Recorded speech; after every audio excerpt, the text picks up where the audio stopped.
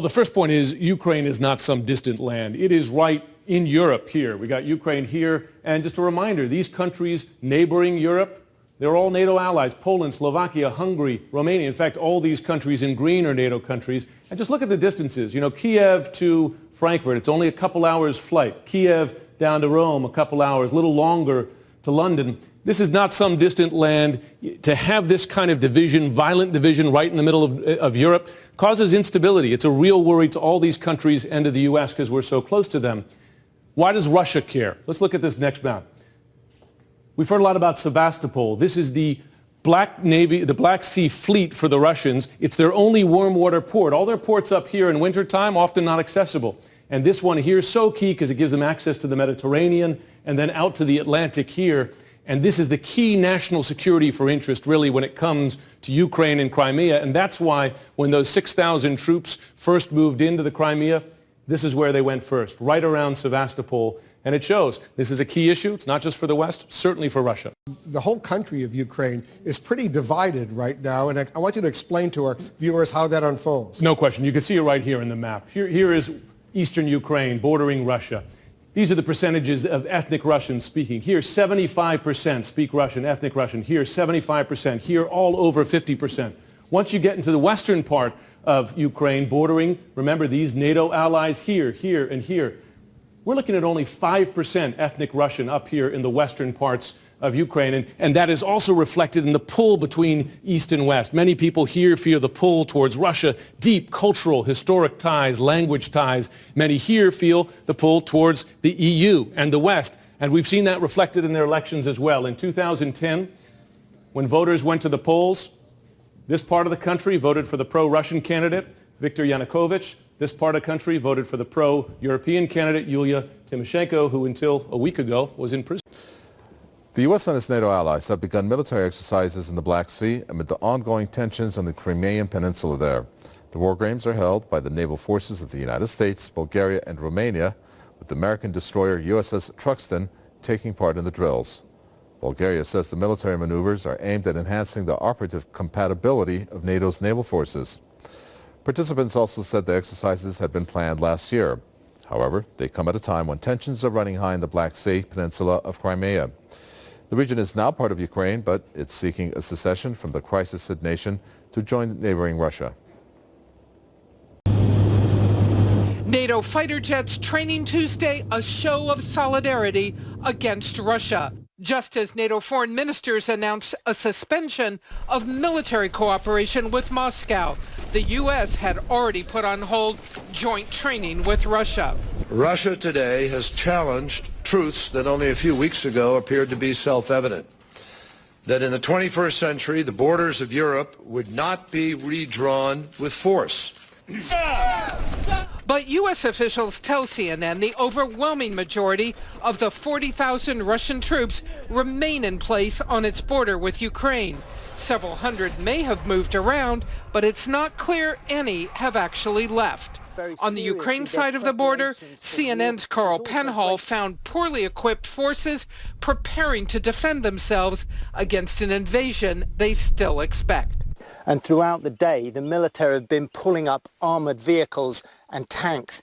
NATO will now boost its own security posture. Today we directed our military commanders to develop additional measures to enhance our collective defense and deterrence against any threat of aggression to the alliance. We will make sure we have updated military plans, enhanced exercises, and appropriate deployments. But could Russia be pushed too far and retaliate? NATO and U.S. supplies for the war in Afghanistan often travel through Russian territory and airspace. Russia and the U.S. coordinate intensively on arms control and nuclear weapons testing. 2, 1, turn.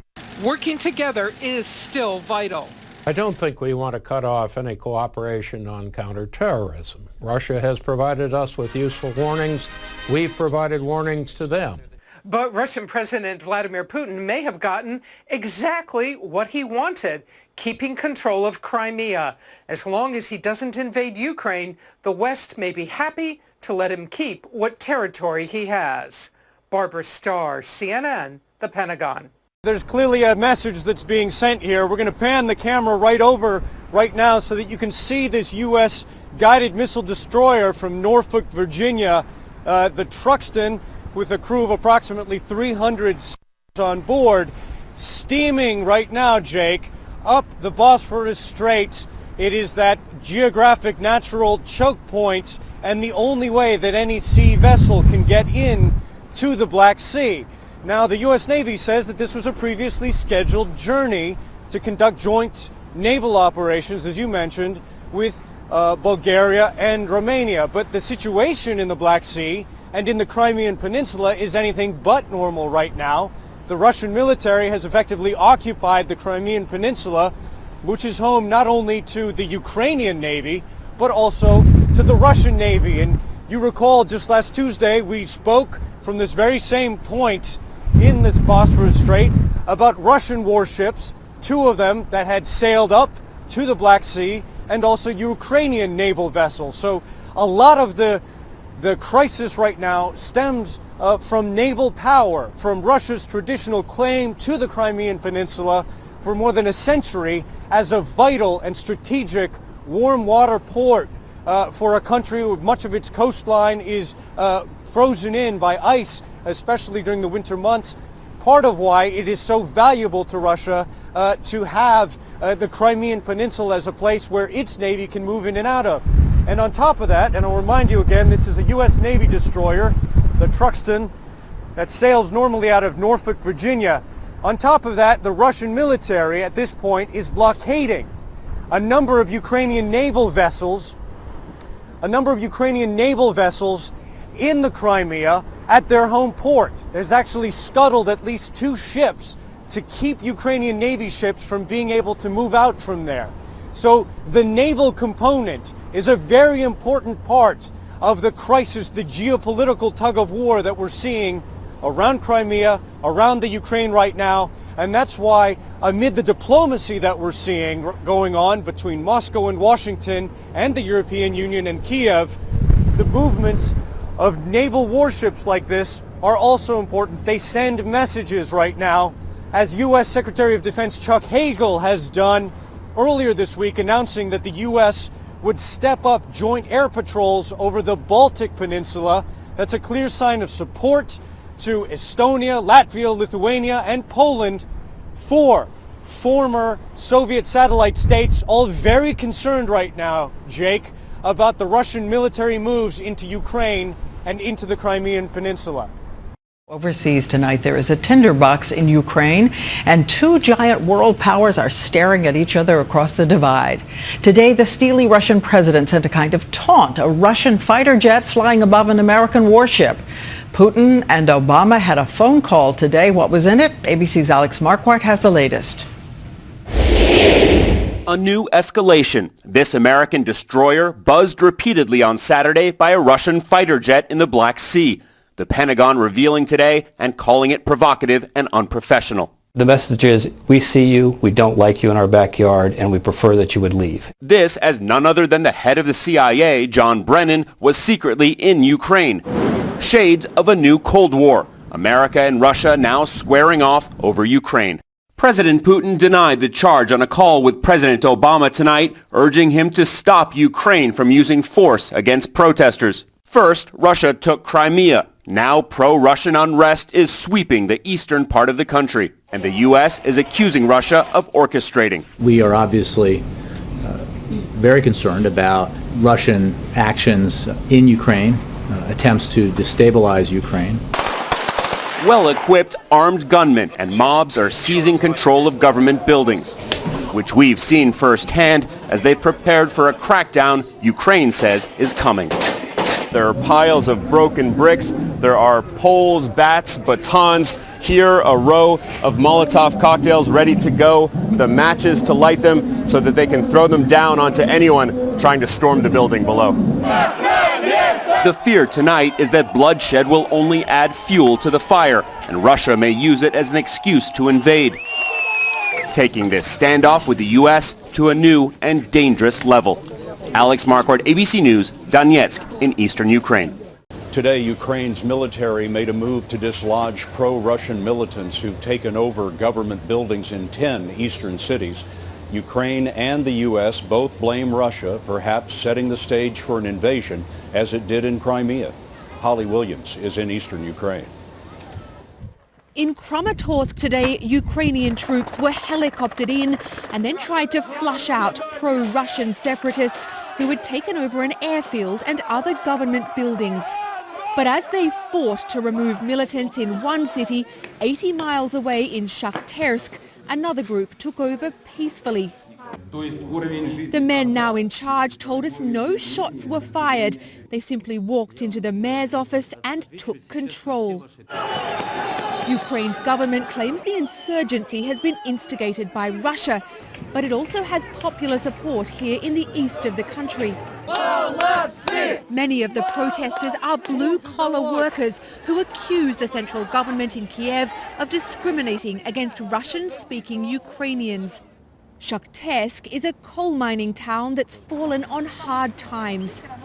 Andrei told us they had a better life when Ukraine was part of the Soviet Union, and they want more independence from the central government. Nikolai took us up to the roof to show us the flag they've raised. The new flag. The flag of the autonomous eastern Ukraine they hope for. He said he prays Russia will help them if things turn violent here too. The regional governor here in Donetsk told us today he fears the use of force could provoke a military intervention from Russia, just like we saw in Crimea last month. And Scott, he believes the only solution is to negotiate with the separatists. Holly Williams covering for us in eastern Ukraine. Thank you, Holly.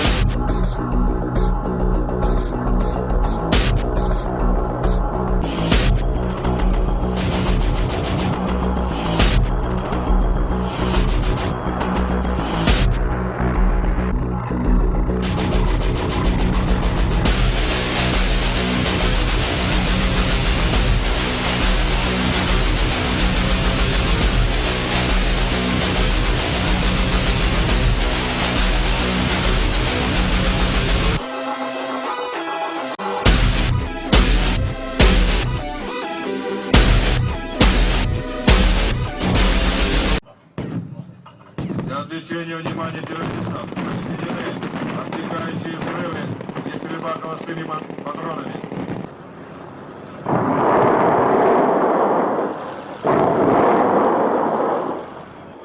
Вооруженных сил Казахстана подполковником Семеновым.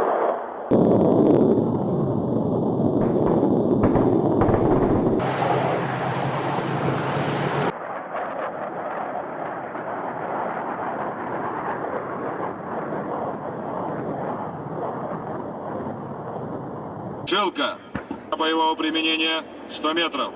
Скорость 200 км в час. Назначены для уничтожения малоразмерных, подвижных и неподвижных. 777 выполнил. Цели поражены. 180-й. Я 102-й. Вас понял. Для нанесения ударов по объектам в глубине боевого порядка противника.